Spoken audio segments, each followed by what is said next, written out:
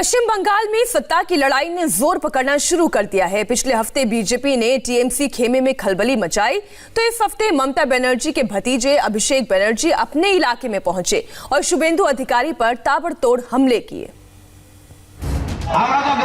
कृषक लोग 102 डिसिमिल জল জমি আছে ভবানী চকের কাছে। মেরুদণ্ড হয়েছে তোমার মেরুদণ্ড বলছে তুমি ছেড়েছো কেন আর তোমরা ছেড়েছিলে কেন 98 সালে কংগ্রেস।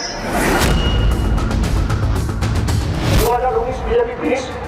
এই নেতারাই তো বলেছে বিজেপি অবাঙালিদের দল, বাংলা পড়তে জানে না, লিখতে জানে না, বসতে জানে না, আর এখন বিজেপির দলে হাত মিলিয়ে। बंगाल चुनाव में बागी वर्सेस भतीजा शुरू हो गया है। एक तरफ है ममता की पार्टी में नंबर 2 पर रह चुके शुभेंदु अधिकारी, तो दूसरी तरफ है टीएमसी के प्रिंस अभिषेक बनर्जी। रविवार को अभिषेक और शुभेंदु अधिकारी के बीच जमकर जुबानी जंग देखने को मिली। दोनों ने मैदान में उतरकर अपने समर्थकों के बीच जाकर शक्ति प्रदर्शन किया और जनता को अपने अपने राजनीतिक बाहुबल का मैसेज देने की कोशिश की।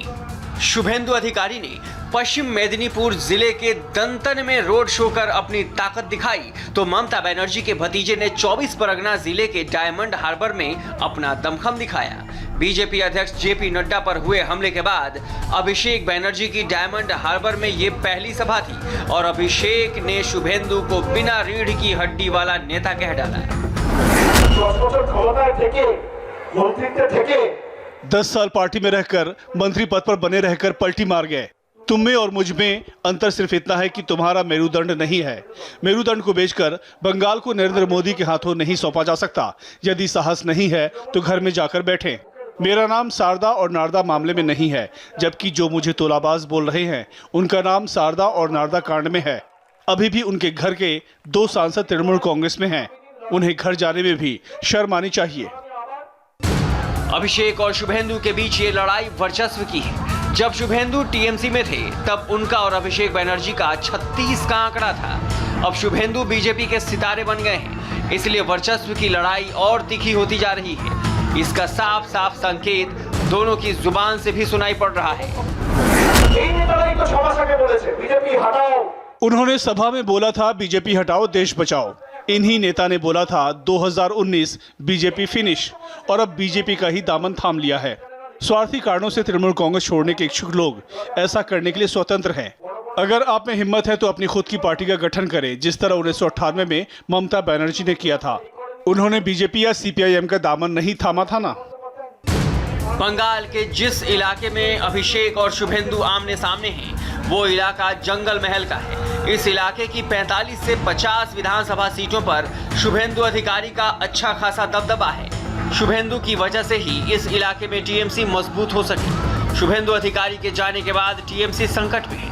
जनाधार बचाए रखने की जद्दोजहद में ममता के भतीजे अभिषेक बनर्जी एक्टिव हो गए हैं।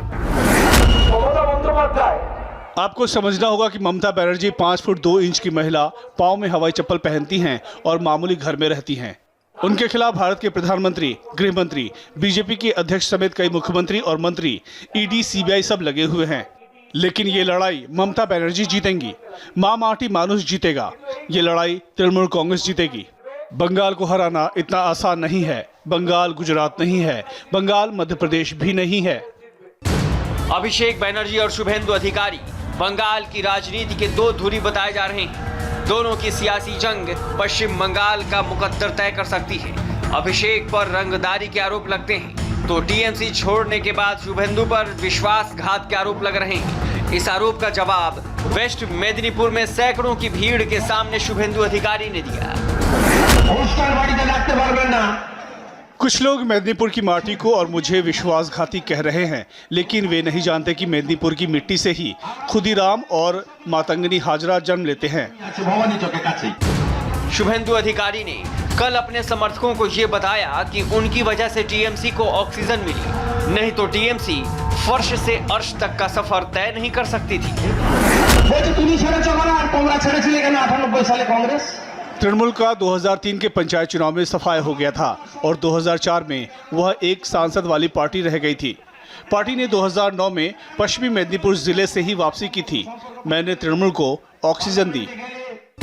बंगाल की राजनीति का एक और पावर सेंटर है और वो पावर सेंटर है राजभवन। राज्यपाल जगदीप धनखड़ रविवार को दक्षिण 24 परगना के विष्णुपुर में थे। धनखड़ ने एक बार फिर पश्चिम बंगाल के लॉ एंड ऑर्डर पर सवाल उठाए और कहा कि 2021 में बड़े बदलाव होंगे। हमारे जीवन में हिंसा का कोई स्थान नहीं है।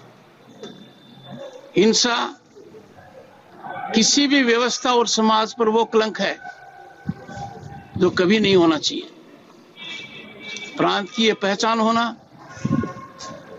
कि प्रजातांत्रिक व्यवस्था के सबसे बड़े उत्सव चुनाव में हिंसा होगी, हमें इसको तिलांजलि देनी है। हमें जो पीछे अब तक पश्चिम बंगाल की पहचान है उसको बदलना है। बंगाल में ममता बनर्जी 10 साल से राज कर रही हैं। ममता के राज को चुनौती देने के लिए बीजेपी कड़ी मेहनत कर रही है। पिछले हफ्ते अमित शाह ने बंगाल का तूफानी दौरा किया और एक झटके में दीदी के 10 विधायक तोड़ दिए। अब दीदी फूंक फूंक कर कदम रख रही हैं। ममता बनर्जी जमीन से जुड़ी नेता हैं। वो जमीन पर अपनी पकड़ बनाए रखकर बीजेपी से लड़ने की रणनीति बना रही हैं। ममता आज से 2 दिन के दौरे पर बीरभूम जा रही हैं। इसी बीरभूम में पिछले हफ्ते अमित शाह ने रोड शो किया था। उनके रोड शो में भारी भीड़ उमड़ी थी। ममता बनर्जी आज अफसरों के साथ बैठक करने वाली हैं और कल वो बीरभूम में एक रैली को संबोधित करेंगे। Anupam Mishra, India TV, Kolkata. और अब भविष्यवाणी में आचार्य इंदु प्रकाश से जानिए